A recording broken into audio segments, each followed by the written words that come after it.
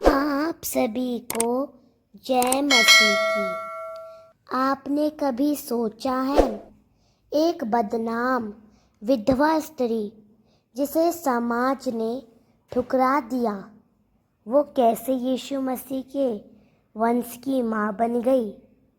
हाँ, हम बात कर रहे हैं तामार की, एक ऐसी स्त्री जिसकी कहानी बाइबल में छुपी है, लेकिन उसके बिना उद्धार की कहानी अधूरी है। तामार कोई आम महिला नहीं थी। उसका जीवन दुख, धोखे और अकेलेपन से भरा था, लेकिन फिर भी उसने एक ऐसा साहसिक कदम उठाया जिसने इतिहास की धारा को ही मोड़ दिया।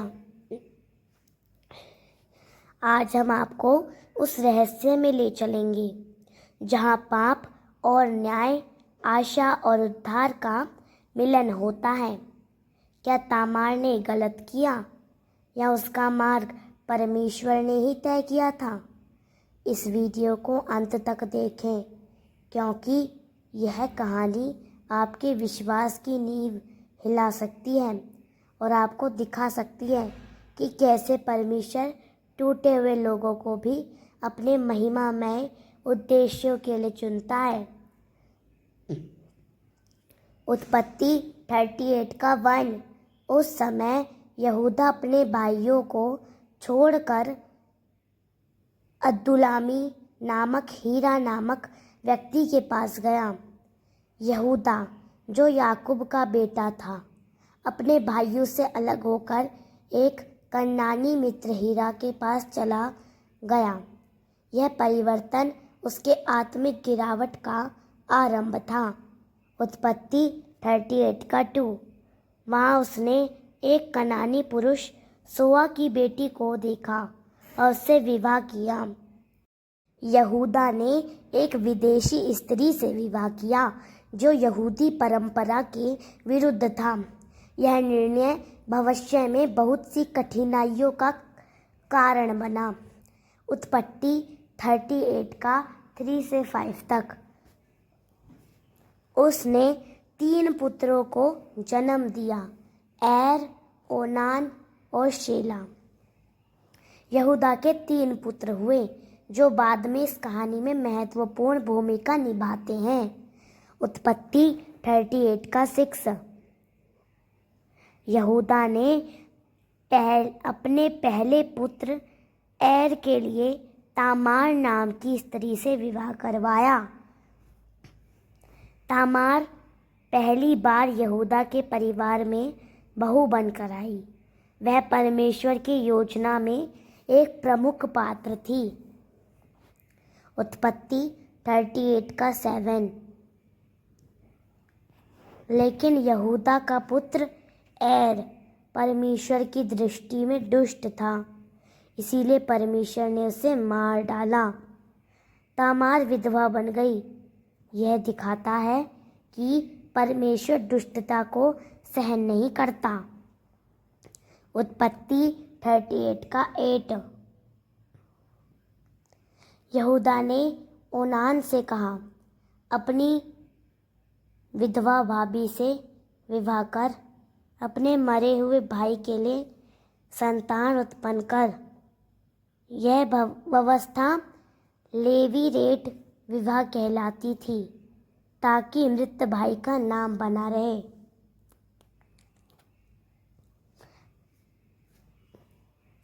उत्पत्ति 38 का 9 से 10 तक।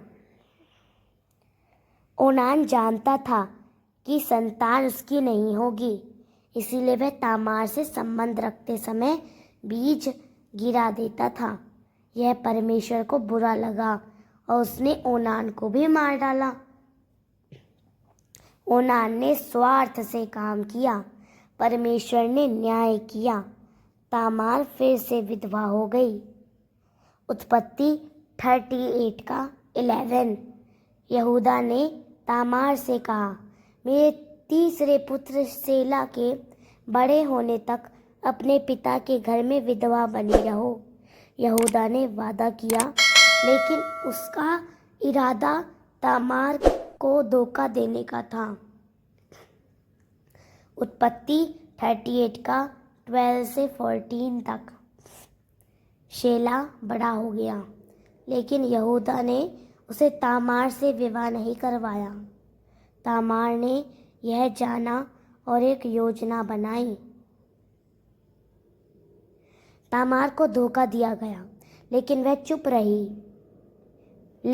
चुप नहीं रही। उसने बुद्धिमानी से कदम उठाया। उत्पत्ति 38 का 15 से 16 तक।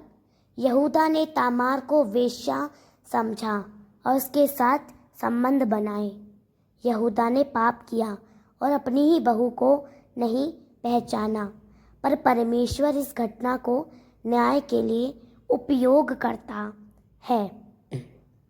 उत्पत्ति 38 का 17 से 19 तक। यहूदा ने तामार को अपनी मोहर, कमरबंद और लाठी दे दी, जो उसकी पहचान थे। ये वस्तुएं भविष्य में यहूदा को उसके पाप की पहचान दिलाने के लिए प्रमाण बनेंगी। उत्पत्ति 38 का 20 से 23 तक। जब यहूदा ने अपने दोस्त को भेजा तो वह तामार को नहीं पा सका। तामार ने वह वस्तुएं अपने पास रखी। वह न्याय के लिए चुपचाप प्रतीक्षा कर रही थी। उत्पत्ति 38 का 24। 3 महीने बाद यहूदा को बताया गया कि तामार गर्भवती है। यहूदा क्रोधित हुआ और कहा, उसे जला दो। उसने खुद के पाप को नहीं देखा। उत्पत्ति 38 का 25 से 26 तक। तामार ने यहूदा की वस्तुएं भेजी और कहा, जिसका यह है मैं उसी से गर्भवती हूँ। यहूदा शर्मिंदा हुआ और स्वीकार किया, वह मुझसे अधिक धर्मी है। तामार ने न्याय से छल नहीं, बुद्धि से विजय पाई। उत्पत्ति 38 का 27 से 30 तक। तामार ने जुड़वा बेटों को जन्म दिया। पहले का नाम पेरेस और दूसरे का जेरह रखा गया। पेरेस का नाम मसीह की वंशावली में दर्ज है। मत्ती 1 का 3। यह साबित करता है कि तामार का कार्य परमेश्वर की योजना का हिस्सा था। जिस तामार को समाज ने ठुकराया, जिसे विधवा बनाकर अकेला छोड़ दिया गया, उसी तामार को परमेश्वर ने अपने महान उद्देश्य के लिए चुन लिया। यह कोई साधारण स्त्री नहीं थी, वह मसीह के वंश की कड़ी बनी। इससे हमें क्या सीखने को मिलता है कि जब इंसान आपको छोड़ देता है, जब जीवन अन्याय से भर जाता है, तब भी परमेश्वर का प्लान आपके लिए चलता रहता है। तामार की कहानी ये बताती है कि परमेश्वर उन टूटे हुए लोगों को भी इतिहास की महान कहानी में जगह देता है, जो दुनिया के लिए मूल्यहीन हो सकते हैं। क्या आप टूटे हैं? क्या आपको समाज ने छोड़ दिया है? याद रखिए, हो सकता है आप ही मसीह के वंश की अगली गवाही हो। नीचे कमेंट में लिखिए, मैं भी तामार की तरह परमेश्वर की योजना में शामिल होना चाहती हूँ। वीडियो को लाइक करें, शेयर करें और चैनल को सब्सक्राइब ज़रूर करें, क्योंकि ऐसी बाइबल की गहराई से भरी कहानियाँ आपको हर हफ्ते यहाँ मिलेंगी। याद रखो, जो दुनिया के लिए छोड़ा गया वह परमेश्वर के लिए चुना गया होता है।